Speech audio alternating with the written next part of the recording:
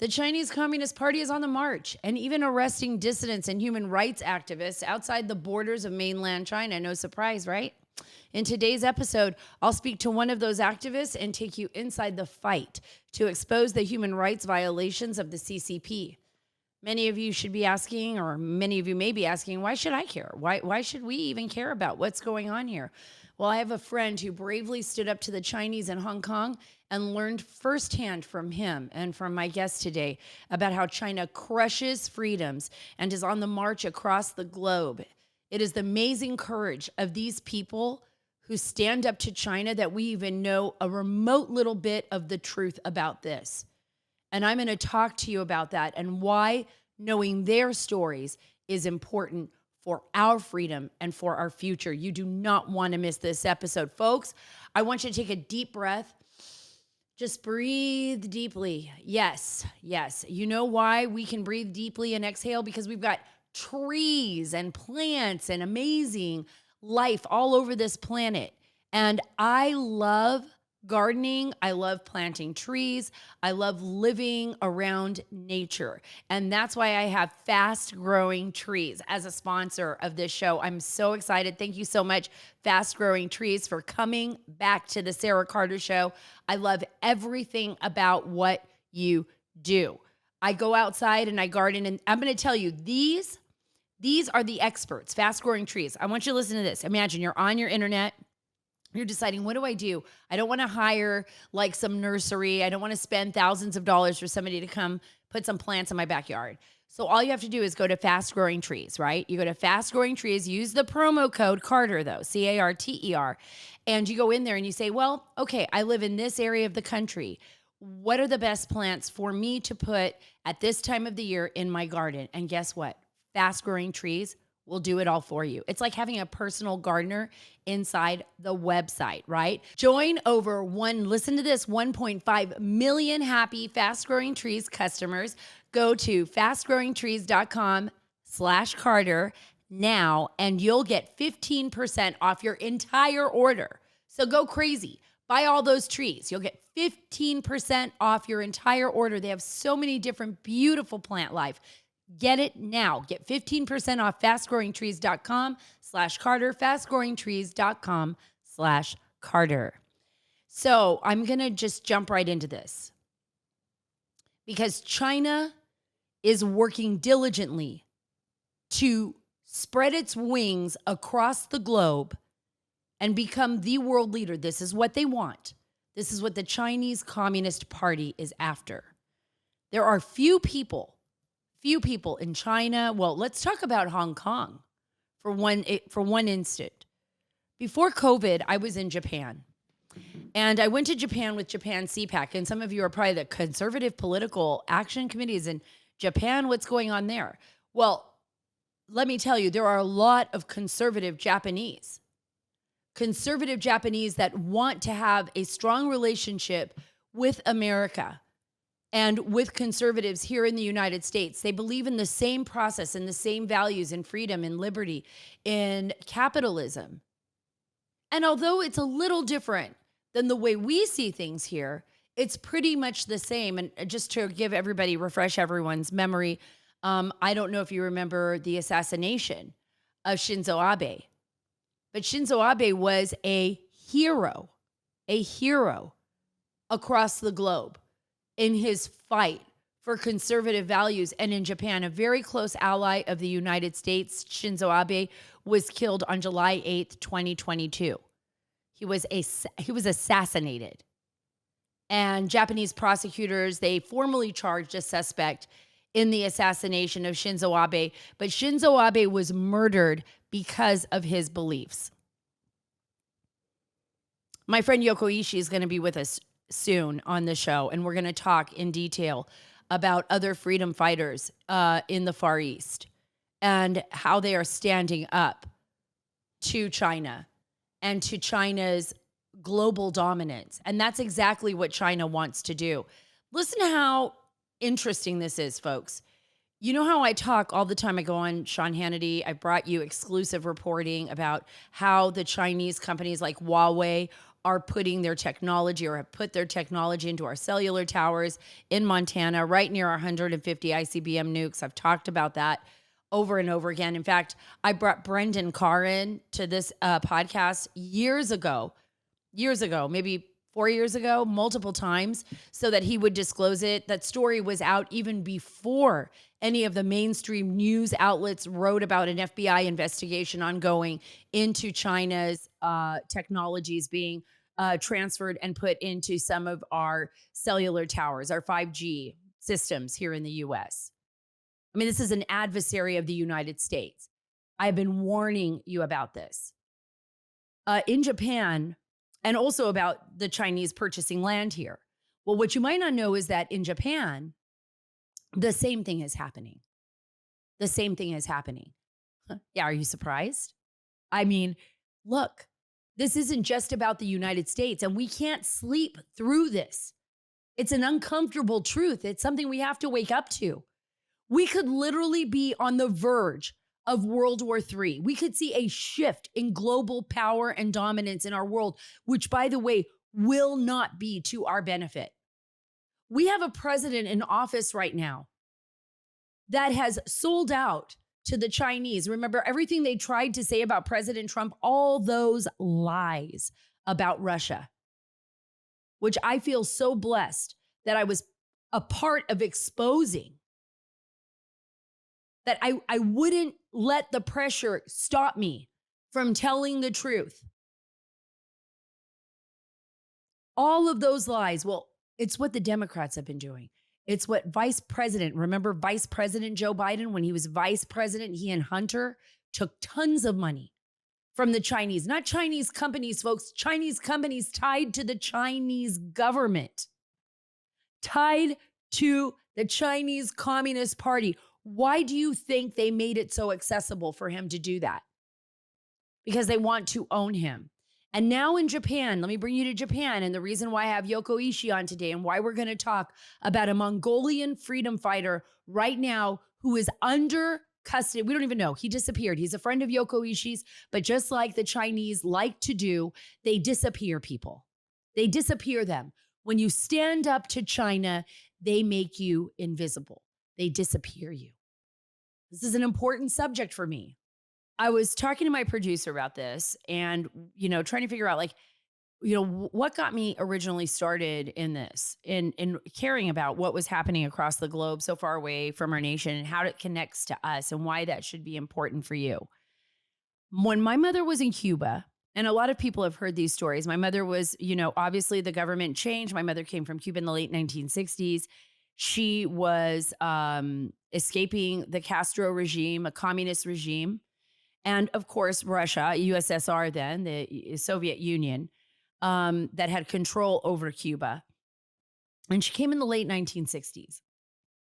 For a period of time prior to her coming to the United States, she was held as a prisoner in Cuba. She stood up to she said it was in a small way. It wasn't like my mom was out there being a freedom fighter, getting weapons and running into the mountains to fight Fidel Castro. But she refused to put up pictures of Fidel Castro in her hometown, in San Jose de las Lajas. And she said that was the day she started smoking. That was the story she told me. She said she sat down and she grabbed a cigarette from a friend, and they were sitting on the porch, and one of her best friends walked over from next door, a good friend who had become a complete communist, so no longer her best friend, and said, Ata, because that's what they called her, Ata, her nickname, and Ata, when are you going to put up the pictures of Fidel? He's coming through town. There's going to be a parade. And my mom basically told her, I am not going to put up a picture of anybody. I owe him nothing. I'm not doing it. I'm not putting up a picture of him. And frankly, you can get off the porch. Probably used a little bit worse language than that. Eventually, that's how my whole family felt. And my mom and her older sister were put in a lockdown into a prison in Cuba for a period of time. And then obviously they were released. My other aunt ended up working in the sugarcane fields. According to my mom, she fell asleep many times in that sugarcane field. to the chagrin of the Communist Party. She took her machete and hid amongst the cane and fell asleep. I appreciate her for that. I appreciate my family for doing that. And I appreciate my mother, who's long since passed away, for giving me this story every single day of my life about the importance of standing up for what you believe, for standing up in freedom. And that's what my friend Andy Chan did. And this is the reason why I'm going to go and tell you about Andy. Andy, for me, Andy Chan, and this is how I met my friend Yoko Ishii and her husband, Mr. Ishii Hirito. I'm probably pronouncing his name wrong, so I'll call him Mr. Ishii. This is how I met them when I went with CPAC to Japan. Andy Chan was standing up for freedom against all obstacles, all obstacles. Andy Chan is this young, amazing, vibrant freedom fighter in Hong Kong that was not afraid, that believed his life would be worth, in a sense, sacrificing to stand up to the Chinese tyranny that was happening in Hong Kong. And you saw this. I don't know if you remember this. People were burning items in the street, Chinese communist paraphernalia in the street. He was standing up. He was arrested in Hong Kong, actually. He wasn't allowed to go to Japan that year. But I would talk to him on the phone all the time. I would write stories about him. I would talk to him on FaceTime. I was always afraid, even on WhatsApp, because I was terrified of what would happen to Andy. Yoko and her husband, Mr. Ishii, they had come to Japan. They came to Japan to speak at CPAC. They stood with me on stages. They were incredible and still are incredible fighters for freedom. And Andy Chan Ho-tin was the founder, Andy Chan, the founder of the Hong Kong National Party. He fought for democracy, still does, and fights for human rights. This is the interesting part of the story. We couldn't get Andy to Japan. Matt Schlapp and the rest of the gang, Dan Schneider and a bunch of others, they had gone to Hong Kong. I was with my daughter and my husband. I couldn't make it to Hong Kong during the uprising, but I was staying in Tokyo. But Matt and them had gone into Hong Kong that time, and they had met with Andy. And the very next year, and this was right before COVID, it was actually that same year, folks, we ended up going to Korea. And believe it or not, there's a growing conservative movement in Korea, a growing democratic movement. These are democratic movements happening all over the world. And we finally get Andy out of Hong Kong. He finally gets a visa to get out of Hong Kong because the Chinese weren't letting him travel. They had arrested him. They had threatened him. Everything you can imagine. And he wouldn't even go into all the details. And so he gets to Korea, and I know he's there, and it's a surprise, and he's supposed to be very low key because the Chinese are constantly watching him. So can you imagine being on these trips? I constantly feel like there were Chinese spies everywhere, right? Chinese spies everywhere, watching every move we make. And I was getting ready to speak before a young group of Koreans, conservative Koreans. And there could have been Chinese spies inside that group. I don't know. But Andy was so excited to be at CPAC. He was so excited to be there. And we shut the doors in this room of about maybe, I think this group was maybe 300 to 400 young conservative Korean leaders, right? And we shut the room. And they have no idea I'm going to do this. And they have no idea, all these young people, that Andy Chan is going to be there. And Andy and I made it kind of a surprise. I said, Andy, since I'm not from the Far East, I can talk about America a little bit, about what we stand for, about why they are our brothers. You are our brothers and sisters in the fight for freedom in the world, right? I could talk a little bit about that, but let me give up my time to you, so that you can come on stage, my friend. And by the way, Andy Chan is super young. His birthday was 1990. Imagine that. A young man standing up, fighting for freedom, in his 20s. guys, this is like bravery, right? And I said, let me give up my time for you, Andy. And he was so grateful. So I'm up on stage. I've got this wild translator like next to me who's just like really animated, speaking in Korean. I have no idea. It happened to me in Japan too. And I'm, talking to these young folks and okay, I'm saying some jokes. I'm not Chris Rock, but I'm kind of funny. And I hear them all laughing. And then out of nowhere, I say, but I have a special surprise for you. I am not your surprise. And I know you really don't even know who I am. They started laughing again because they really didn't. They just heard I was just, this American reporter who was coming in and talking to them. I said, but I have Andy Chan here today from Hong Kong. Oh my gosh. I didn't even get through Hong Kong before people just started screaming, erupting, clapping. The audience was going crazy. All these young Korean kids were like, oh my gosh, I can't believe it. It's Andy Chan. Because Andy Chan was also nominated for the Nobel Peace Prize. I felt like he should have gotten it. He stood up. Andy came up to the front, obviously had translators there, for Korean translation from his, I believe he was speaking at that time, which is common, is Chinese. And it was translated into Korean, and it was just one of the most amazing moments in my life. Because here is a young man that is willing to give up his life. Does that remind you of anything? Does that remind you of the revolution? Does that remind you of the beginning of America? Does that remind you of why, since the beginning of humankind, we have been fighting for freedom? I can tell you this, guys.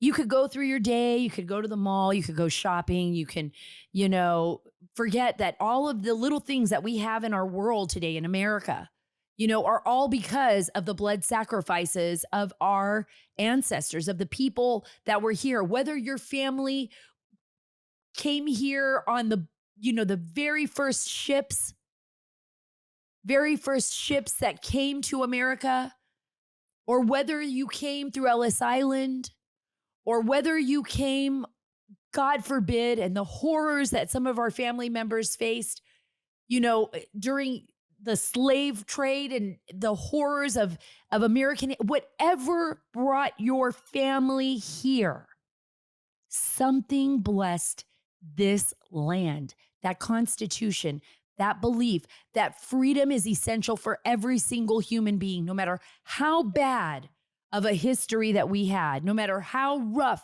it was for your family, no matter what happened in the betweens. We're here now. We're here now. But people all over the world are fighting for that too. And they've all been through the same up and downs and horrors. And now Andy, unfortunately, and I'll get to my interview quickly, but Andy, unfortunately, I've not been able to talk to him. His life is under immediate threat. Always. He has become, I've obviously silenced by the CCP. And he is, my friend, Mr. J. Abe, he's the president of the Japanese Conservative Union in Japan. And he is, he was here recently at CPAC, and I had a chance to talk to him, but he was also very concerned about the growing threat of China. And that's why I'm bringing them to you. I'm bringing you people from all over the world that are giving you warnings. They are sending you the warning. China is on the march, folks. This is not alarmist. China just threatened us. I talked a little bit about that. China and Russia together are trying to change the geopolitical shape of our planet. It's that serious. They shut down Hong Kong. Hundreds of thousands of people marched on the streets. They shut it down. They're threatening to invade Taiwan. They have police stations in the United States. They're buying up land here. They're buying up land in Japan. They're buying up land in Africa. They're cutting deals in Central America. And our politicians are pretty much sitting on their hands. What's going to happen when China becomes the world leader? What's going to happen when we lose our place in the world? And I'll be right back with Yoko Ishii shortly. But first, I want to tell you about Donors Trust. Guys, if you want to help make a difference in the world, and even if you only have a little bit of money to spare and you want some tax breaks, good tax breaks, you got to go to Donors Trust. It's a principled, tax-friendly way to simplify your charitable giving, whether it's saving unborn babies, empowering entrepreneurs to offer alternatives to failing public schools, or fighting green energy extremists that want to consolidate power. Donors Trust is the charitable giving account provider for you. Let my friends at Donors Trust help minimize your tax liability. They'll do that while maximizing your giving. Visit www.donorstrust.org/Sara. That's SARA. That's www.donorstrust.org/Sara, SARA. Again, that's www.donorstrust.org/Sara. Yoko Ishii is amazing. She's a podcaster in Japan. She's an artist. She is a human rights activist. And her husband, Mr. Ishii, Hidito Ishii, are like incredible together. They go all over the world, by the way, fighting for human rights. They're willing to speak on it. They're willing to stand up to China, even from their home in Japan. And it's very dangerous. And it's very dangerous for them. And they're not afraid to say, hey, wait a minute, we got to take a break here. We got to stop. We got to bring in, our allies and stand up for them. And that's what we are. I am her ally. And I am willing to stand up with her. And right now there is a journalist in Mongolia that is fighting for his life, literally fighting for his life. I have not had the chance to meet Chuluundorj. I have not had the chance to meet him. And I'm going to pronounce his name wrong because I do this every time, but I don't mean it, Mr. Chuluundorj. I don't mean it. It's Munkhbayar. I believe it's Munkhbayar Chuluundorj. He is a journalist that Yoko's husband, Mr. Ishii, has been very close to, somebody who is standing up for human rights in the southern part of Mongolia. He has stood up to the Chinese government, the reports of a genocide, not just on the Uyghurs, but a genocide on the people of southern Mongolia and a takeover of China into the region. They're eliminating their language. They're eliminating their culture. And the Biden administration recently visited Mongolia. And they talked about the Mongolian government as this great democratic government. Well, guess what? The government in Mongolia right now is in bed with China. We can't keep hiding the truth. This is the reason why Yoko Ishii is speaking out. And this is the reason why her husband is speaking out and fighting for these freedom fighters. And folks, we did not, in the beginning of the revolution, right? It wasn't just us by ourselves. It wasn't like 3 guys, right? And a militia. I mean, even George Washington had the French to fight. We had the Continental Army and the French, and we were fighting the British. I'm not asking for war in China. I'm not asking that.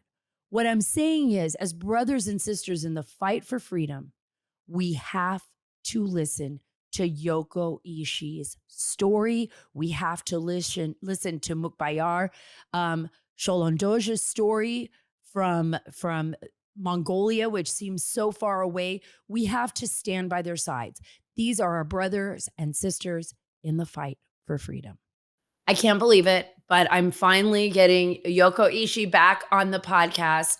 She is not only a good friend, somebody who I met on my travels to Japan, but we've stayed friends since there. She's a freedom fighter. She stands up to the CCP, and she does this, I believe, at her own peril. She's a Japanese artist. She's a journalist. She's a YouTube personality, an activist, and Yoko, thank you for everything that you do. I'm so happy that you're here on the show with me today. We were having so much fun before we got on right now officially. And I just can't wait to get back to Japan this year and spend some time with you. Yeah, thank you so much for having me, Sarah. It's so nice to finally talk to you again here on your show. I know. And you've been on Fox News quite a bit. And you've been doing some other shows, really growing and speaking out. This show is very important because, in particular, you have somebody that you are fighting for, you and your husband are fighting for to free, and he is in Mongolia. And I want you to talk a little bit about that. Let's start off. And I want to make sure I pronounce his name correctly. I'm going to say it one more time. Munkhbayar Chuluundorj.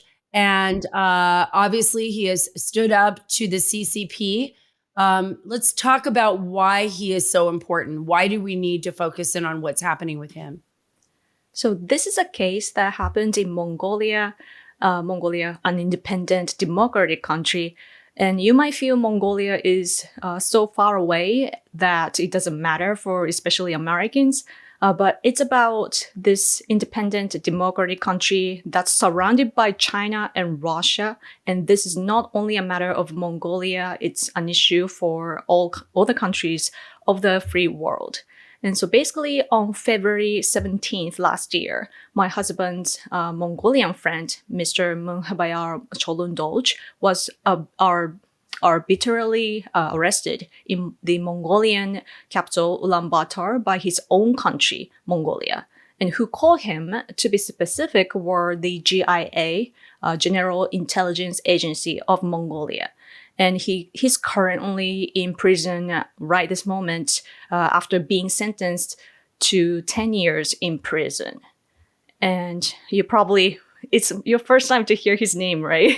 Yeah, I know. And this is what is so stunning to me, that in the United States, I think there's been an awakening too when it comes to China. And I think that the American people are starting to see how the Chinese government has been targeting us both overtly and covertly in the United States, whether that's with the narcotics we see flowing into our country, on the world stage with Russia. But I know you and I, in particular, Yoko, we have been talking about this for years, pre-COVID. We were on stage together. You were on stage. Your husband was on stage in Japan at the CPAC in Japan. We were there in Korea as well. We had friends that we no longer talk to because they are under threat of the Chinese government. And now this. And I need you to clarify, because this is terrifying, guys. For all of you who are listening right now, there is no greater threat right now in our world than what we are witnessing today. And while we go to the mall and while we shop and while we do all of our things with our children, the Chinese Communist Party is working its way to becoming the world leader. It wants to knock the United States, Japan, and everybody off the map. I mean, it wants to take control. And it is people like your friend Chuluundorj who have been trying to sound the alarm for the rest of the world, right? Mm-hmm. So you may wonder why he was arrested, and let me talk about it a little bit. So first of all, Munkhbayar, he was 54 years old when he was arrested, and he's now 55 years old. And he's an award-winning Mongolian journalist, poet, and human rights activist known for defending the linguistic, cultural, and historical identities of Southern Mongolians. And Southern Mongolians are something that I need to define in a minute, but Munkhbayar visited Japan in 2016 for his activities. And my husband was the reference or guarantor for his visa, right? Right. So that's how we became friends with him. And since then, my husband and him especially have been exchanging messages through the internet and so forth too. And I think that I have to explain what Southern Mongolia is to American people. Explain what it's like. Yeah. Explain what it's like, because I think, for most of us, it's such a faraway place. You couldn't even, most Americans won't even be able to pick it out on a map. They won't know this. Yeah. So this is why this is important. Explain what it's like there. Okay, so Southern Mongolia is where China claims as the Inner Mongolia Autonomous Region of China. And I think that American people are more familiar with Uyghurs in Yes. concentration camps.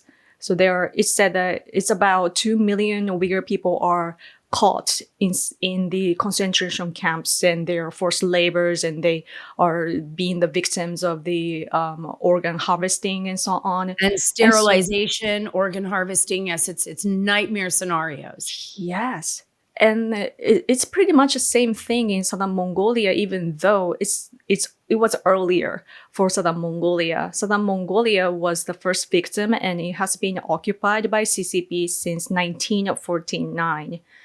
So but you know that there's Mongolia, right? That Right. Munkhbayar was arrested in Mongolia, but that's the north part to our eyes. So the north part is the Mongolian state. And it used to be like, let's go back during the Cold War. And during the Cold War, the Mongolian state today was a satellite country of the Right. Soviet Union. So socialism country. But then in 1992, they dropped socialism and became an independent democratic country. However, Right. the That was southern after the part, breakdown of the USSR, right? After the Mhm. breakdown of the old Soviet Yes, Union, a lot of these satellite states also broke down. And yeah, this was one of it, yeah. yes. And that was a great moment. But the southern part, which we call Southern Mongolia, remains the same, as they are still occupied by CCP. Yes, and Munkhbayar is ethnically Mongolian, and his nationality is Mongolia. And he's not from Southern Mongolia. However, he's a very well-known Mongolian journalist who's been active on the human rights issues of China, especially issues regarding Southern Mongolia, for many years. So important, because this is where the CCP comes in and silence the voices of journalists. We saw this during COVID. People just disappear. We see it on the political scale where people just disappear. Doesn't matter if you're in Hong Kong, doesn't matter if you're on mainland China, doesn't matter if you're in southern Mongolia, you just disappear. Once you start speaking the truth and talking the truth. Now, you brought up this is new to me, and Mhm. I think it's so important because that you explained this, but I didn't realize how much was happening in southern Mongolia, similar to what was happening with the Uyghurs.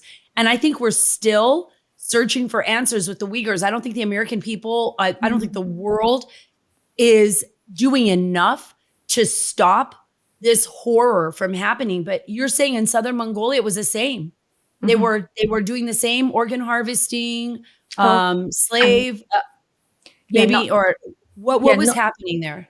it's so concentration camps are Uyghur version, but in southern Mongolia, basically, I think the ethnic cleansing is basically happening. So, like, what I mean is that the 80% of the population there is Han Chinese now, Right. and also recently. The assimilation policy is happening, so education is in danger. Now, Munkhbayar, especially, he is a poet and writer and journalist and so on. So he cares so much about the linguistic, cultural values and so on. And China, however, decided that they're gonna stop teaching in Mongolian language and switch to Chinese. So now people, after they heard that, usually those who are inside of the Chinese borders, those who are within the borders of China, they don't protest because they know what's going to happen to them, that they are going to be oppressed, and the worst case scenario is that they're going to be murdered and so on. But so they don't rise, but they did after hearing about the education problem that the children will not be able to learn in their own mother tongue. So Munkhbayar was working on issues like that. And specifically, let me introduce what he was doing in recent years. He had been actively criticizing the Mongolian government's close ties with China and the shrinking rights of Southern Mongolians, including the rights of Southern Mongolian children to be educated in their native tongue, as I said, as CCP is pushing assimilation policy. And most recently, he had called on Mongolia's current prime minister to resign. And so that's the background of, before he was arrested, that's what he was doing. And now he got arrested and he's now in prison. This is incredible because the United States policy with Mongolia is also very bizarre, right? I mean, if the United States were to put pressure, which we don't even see them putting pressure on China right now, the way that they need to be. I've seen this for decades, though, actually working in Washington, D.C. and covering stories. When it comes to China, there's always been a more hands-off approach with China. I think it's because it's a nuclear power. It's a world leader. The United States government, they own a lot of our debt, which is so crazy. Japan does too. And I don't know if Japan now is ahead of China, but I know that Japan and China are the two nations that own most of our debt. I'm fine with Japan. I'm not fine with China. I'm not fine with China and the dangers that poses. But talk a little bit about the U.S. relationship with Mongolia and why possibly the United States would not get involved in this. I mean, although I think this administration, it should be number one, but why they might not? So, especially under Biden administration, I get the impression that they are working on the human rights issues. However, especially just looking at this case specifically, I don't think that they are doing a good job. For example, under Secretary of State for Civilian Security, Democracy, and Human Rights, Uzra Zeya, visited Mongolia very recently during February 5th to 8th and met the important people in Mongolia. And Uzra Zeya is in charge of human rights issues, not trade or anything. And she should have just brought up the case of Munkhbayar when she met the important people there in Mongolia, because that's a great opportunity. However, judging from what's written on the US Embassy website, it doesn't seem that she did. And rather, she's praising that Mongolia shares common values on human rights with the US. And Zeya seems to be working on Uyghur issues, Tibetan issues, and so on. And she probably didn't ignore Munkhbayar's case and just didn't know about it. However, this is politics, and this was done at the most awful timing. And I must say that she made a huge mistake. And ignorance isn't bliss. It's a crime, in my opinion. Oh, I love the way you said that. Ignorance isn't bliss. It's a crime. It is a crime. It is a crime when you travel to a foreign nation, you're on a diplomatic mission, and you basically leave out the most important part of that mission. I mean, the United States should be that kind of beacon living on principle. I mean, if you're going to talk about freedom and liberty and the ability for people to have a voice, when you travel to nations where they have literally taken the voice away from the people, you should address those issues. Yes. That should be the top of your diplomatic negotiations, right? I know, right? And especially because, of course, voices are raised from around the world, but there are voices coming from the inside of America. For example, PEN America. They, before the second trial of Munkhbayar's case in September last year, PEN America in the US, they issued a statement that calls for the immediate release of Munkhbayar. And I don't know whether PEN America is conservative or liberal, but they are, they're not an organization related to Chinese issues. But from their standpoint as journalists, right, with the freedom of speech, they published a statement to protest against this case. And they should be able to, the Biden administration should be paying attention. And especially I'm a good friends with this president of Southern Mongolian Human Rights Information Center. Their headquarters is in New York.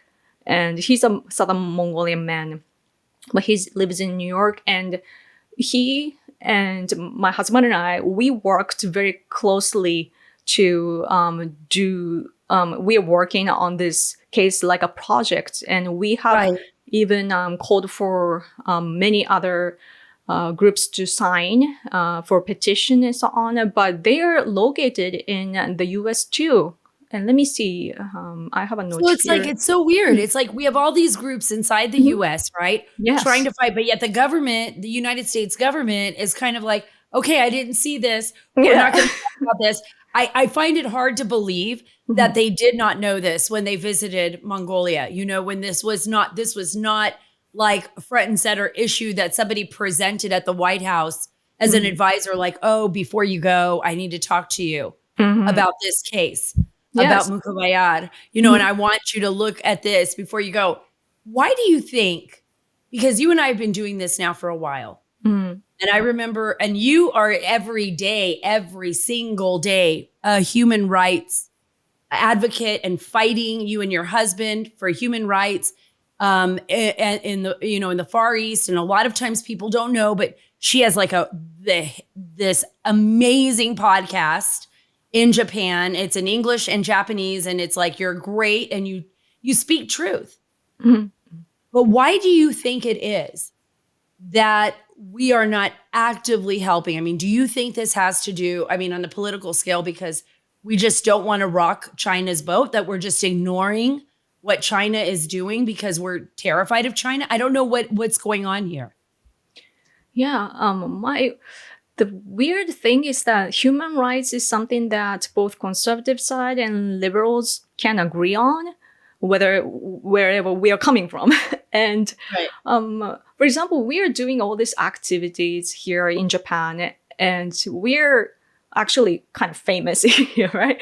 But we never get to talk to the US embassy people here in Japan, for example.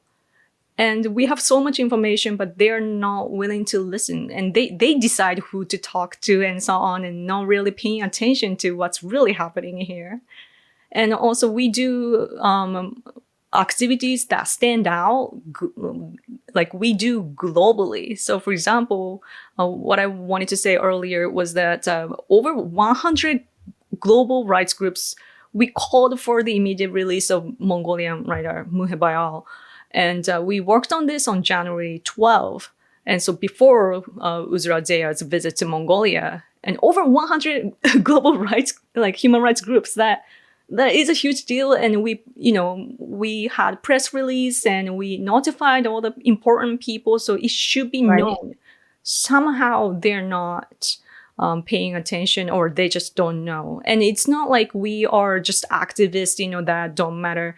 On this statement that we signed earlier this year, there are big figures like the former president of Mongolia, Tsahagin Elbegdolj, and he signed. And so basically the previous national leader of the country, Mongolia, is criticizing the current leader of Mongolia. So that's a huge deal. And also Dokun Issa, the president of the World Uyghur Congress, also signed in this. And he's also the leader of Uyghurs in the world. And I don't know why this doesn't get noticed.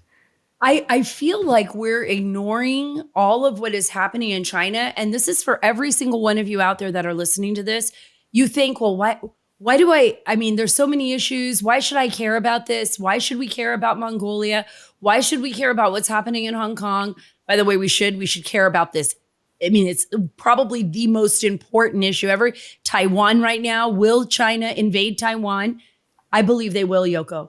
I believe something's going to happen in Taiwan. I mean, that is my personal feeling about what is going on. We can see it playing out on a world scale. I'm very nervous about this, but especially the fact that the United States has remained so quiet on these issues.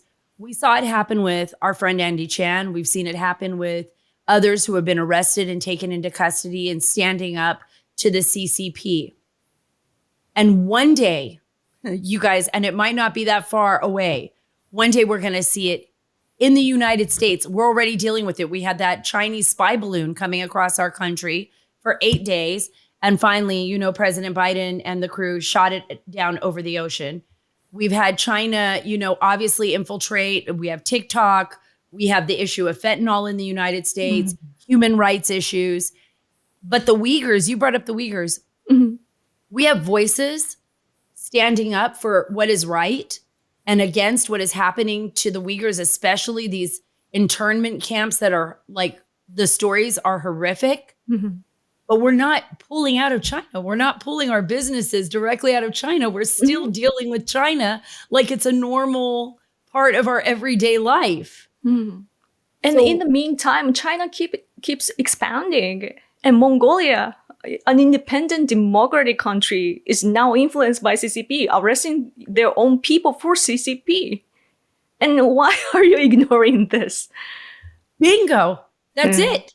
And instead of calling them out on it and saying, we understand what's going on here, we want to work with you. Mhm. But this is unacceptable. Yeah. Instead, we say, we honor your democratic country. Yes, the diplomacy is too superficial, and we really need to fight. The diplomacy is there to avoid all these wars and occupation and so on, and they really need to work. I agree with you. I agree with you, Yoko. Give the audience, where can we go to help? What can we do to better educate ourselves on what's going on with freedom fighters, and especially with Munkhbayar's case? What can we do to help him? What can I do? First of all, the information is available, especially at, for example, the Southern Mongolian Human Rights Information Center website. There are even, Munkhbayar wrote 2 handwritten letters from when he was detained. And so there are lots of information there, so you can read. It's in English, so you can read that. And also, we actually nominated, with the help of our National Diet members, meaning congressmen here in Japan, we nominated Munkhbayar for the 2023 Nobel Peace Prize. So he's now a candidate. So we can use all this, situation like this, and we have a parliamentary support group for Southern Mongolia, and they have a published statement. And so there are lots of resources that we can use, and there are websites that are collecting all the data. So please check all the sort of things, or follow me on Twitter. And yes, tell everybody where they can follow you on Twitter, and I will push out your handle as well when we go out. What's your Twitter handle? It's random Yoko. As simple as that. It's as simple as that, and I'll post it on my Twitter as well, at Sara Carter DC. Thank you, Yoko. Thank you for being a part of the show. Thank you for so everything you do to fight for human rights. I will be there in December. I hope you'll be there too. And yes, I will be if you are there. Oh, okay, because I will be there, and not only will I be there, I'm going to extend my trip, so we'll have some more time together. Yes, in let's Japan. work together. Yeah, let's do it. Let's make it happen. I mean, they can't stop us if we're together, right? I mean, Yes. if we help each other, I believe we have a chance. And that's the important thing. And that's something I try to talk about on my podcast to everyone, is like, we can do this. We can win as long as we stay together, as long as we remember that each one of us is an important part of making changes in the world. And that's what you're doing. And you're doing it so many thousands of miles away. What time is it there right now? 1:30 a.m. Oh my gosh. You need to go to sleep. See what a great friend she is. She came on the podcast, and it's 1:30 in the morning, and she looks beautiful. And I woke up here rolling out of bed, literally going, wait a minute, why did my alarm go off? No. You look amazing and everything. Thank you so much. You're the best. You're the best, Yoko. China must be held accountable. And if you want to stay in the know about the growing threat of the CCP, please subscribe to our channel. It really does help. So you heard Yoko Ishii talk, and it seems like, oh, well, that's so far away. It was awesome having her on the show. I mean, she's amazing. I'm going to be bringing her back on. But I want you to think about what she had to say. And I want you to think about China. China has a credit system, folks. Like, you can't buy or sell if the Chinese government says you can't. So that's how they operate, right? They operate by controlling your bank account. And I'm so grateful to have Allegiance Gold as one of my partners here at the Sara Carter Show. I want to tell you how important this is, because it's not just China. It's happening here in America too. I don't know if you've seen the recent stories on Donald Trump Jr., and I love Don Jr. He's a great guy. I just saw him at CPAC, but his company basically got booted from PNC. That's what banks are doing in the United States. You should be very afraid. It might be a little different than China, but they're still doing it. These companies are taking it upon themselves, these woke companies, right, to do whatever they think they want because they can just remove people who don't agree with them. Well, don't let that happen to you. I want you to go to Allegiance Gold. I want you to listen to this right now. You can get $5,000 of free silver on a qualifying purchase when you tell them that Sara sent you. And that's SARA. I want SARA, no H. I'm Sara without the H, just for everyone to know. My friends at Allegiance Gold, they can help protect your IRA, your 401k with physical gold and silver. And you can even have it delivered securely right to your door. But please deliver it to me in gold chains. Just kidding. Please deliver it to me so I can wear it because I'm actually scared. I'm scared about our future. I'm scared what will happen. And right now, Allegiance Gold has the highest ratings in the industry. It's got 5 stars with TrustLink, AAA rated with the Business Consumer Alliance, and they have an A+ rating from the Better Business Bureau. You cannot beat that. Get $5,000 of free silver on a qualifying purchase when you tell them that Sara sent you. So don't wait. Call or click today, 877-702-7272. That's 877-702-7272 or Sara, SARA, or go to protectwithsara.com. We can't control the Biden administration, but we can prepare. 877-702-7272. That's 877-702-SARA, SARA, or protectwithsara, SARA.com. Hey, folks, we're going to be bringing Yoko Ishii back on the show. We've got so much to talk about with her. We've got AOC going there to promote LGBTQ policies. We've got China land grabs in Japan just like this. We're going to investigate this. We're going to find out what's going on. And I may even take a trip up to Tokyo to do that and see with my own eyes what's happening. Folks, follow me on Truth at Sara Carter Official, on Twitter at Sara Carter DC, and on Instagram at SCarterDC. God bless you. God bless our great nation. God bless the people of Mongolia and all over the world who are fighting for freedom. And God bless the great state of